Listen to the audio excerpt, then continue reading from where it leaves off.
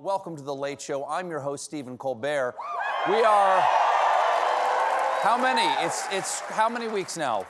5. We are 5 weeks into Russia's unlawful and brutal invasion of Ukraine, and Russia still cannot overcome Ukraine's fierce resistance. Also, Russia's basic incompetence. Their ground forces are, and I don't want to get too technical here, a bucket of hot doo-doo. And now, evidently, they're also running low on equipment, including basic things like camouflage, which is why they've resorted to using tree branches and straw to conceal tanks and other armored vehicles. Okay, so using forest camo, using found materials doesn't sound that bad. Can we see what that looks like? Where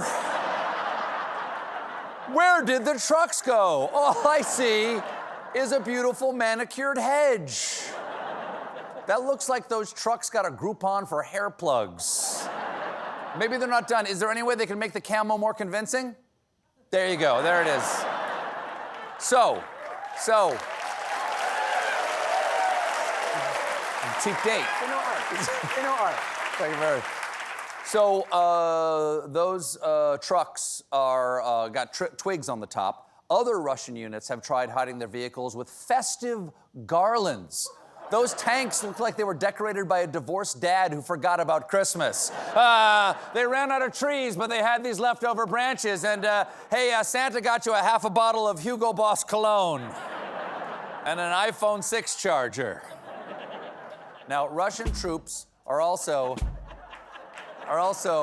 trying to camouflage their tanks with swaths of carpeting. Now, I'm no military expert, but I believe if you want to camouflage a tank, maybe disguise it as something that moves. There is nothing to see here. It's a normal pile of carpet slowly rumbling down the streets. Of course, if you need carpeting to hide your tank, you've got to call the experts at Russian Empire Carpeting, 800-588-2300. War crimes today. There's an update. National 29000.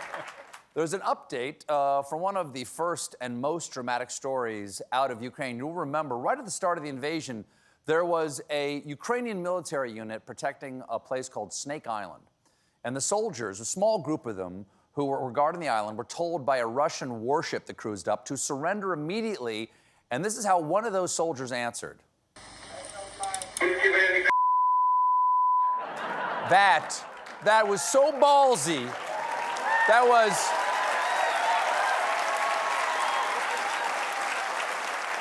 That was so courageous that it became a battle cry for all the Ukrainian people. And the Ukrainian government, and this is absolutely true, actually issued a commemorative stamp featuring that soldier flipping the national bird.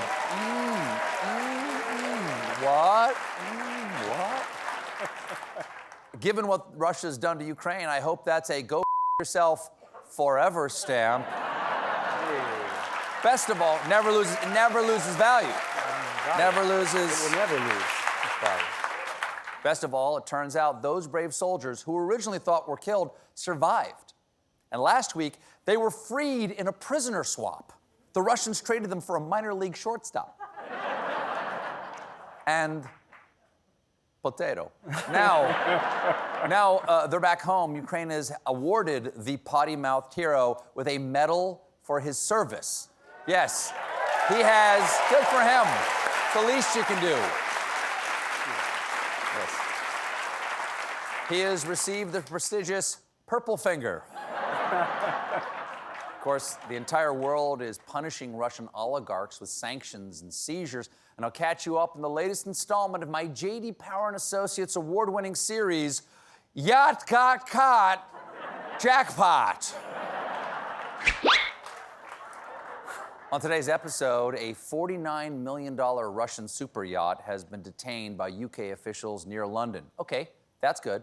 One small thing. For a month now, we've been hearing stories about $120 million super yachts, $580 million super yachts, even $600 million super yachts. 49 million? That's a super yacht. That's at best a mega dinghy. At this point, you might as well christen it the SS Kirkland Signature Blend. It's not a super yacht. A super yacht. Barely qualifies. A super yacht. Barely qualifies. Super yacht has another yacht inside of it. The ship was nabbed when it was in town for the Super Yacht Award Ceremony. Of course, at the Super Yacht Award Ceremony, categories include Best Boat, Biggest Best Boat Boy, Richest Best Big Strong Boatman, and Smallest Penis. Won all of them. They all win. Everybody gets one of those. It's like a participation trophy. Oh, and hey, Russian oligarchs, here's a pro tip. If you don't want to see your big boat on Jackpot, you might want to limit your guest list because Russian oligarchs keep getting screwed over by yacht selfies, mostly taken by eager passengers like a stepdaughter, an ex-wife, or in one case, an escort. Oh, that is rough. Trapped by a thirst trap. You know what? They should just hide the location of the boat better. Have the Russian oligarchs considered covering their yachts with carpet and loose pine branches? Because you can't, what? You can't see me? You there? Let's see, not everyone, of course, out there is standing up for Ukraine. Take former president, the notorious B.I.G.O.T. Yesterday, he had an interview on, and I thee not, the Just the News television show on the Real America's Voice network, the right-wing news outlets that our former president has been reduced to appearing on sound like they were named with magnetic poetry. Okay, sir, your next interview is going to be with Eagle Freedom Truth Gun Muscle Jesus Gazette. Quality people over there. Take those down. Take those down. Thank you. Anyway, during the interview, the former president called on Vladimir Putin to release dirt on Hunter Biden. Damn! He's asking for Russian help through the TV again? Does this man have no shame? And I withdraw the question. As usual, his timing is impeccable. He reminded the world that Putin is his buddy at the exact moment that everyone realizes that his buddy is actual Hitler. This is worse than last year when Jell-O re-signed Bill Cosby to announce their new flavor, Out on a Technicality Orange. I bet it's delicious. Probably not. I bet it's delicious. It's not the Jell-O's fault. Here's the stupid. The former president alleges that the Bidens got $3.5 million from the mayor of Moscow's wife, but neither he nor anyone has any evidence. Instead, he simply told the host, I would think Putin would know the answer to that. I think he should release it. It's generally frowned upon for U.S. presidents, current or former, to solicit our murderous mortal enemies for dirt on their political rivals. I mean, ever since Reagan said this. Mr. Gorbachev, tear down Walter Mondale's kids. I can't believe the Gipper did that. I can't believe the Gipper did that. It's history. Can't believe it. Speaking of right-wing weirdos, there's some splashback to the story from North Carolina Congressman and haunted Jack-in-the-Box, Madison Cawthorn.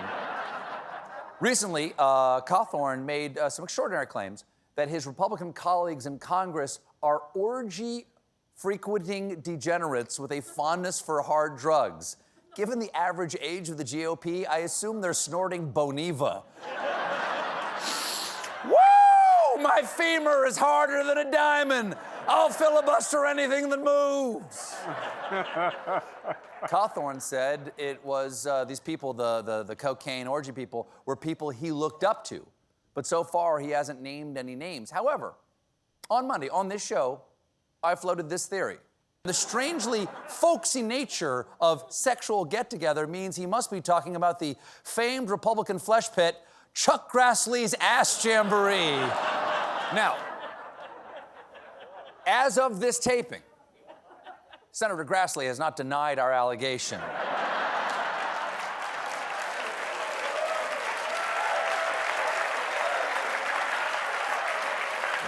That's right.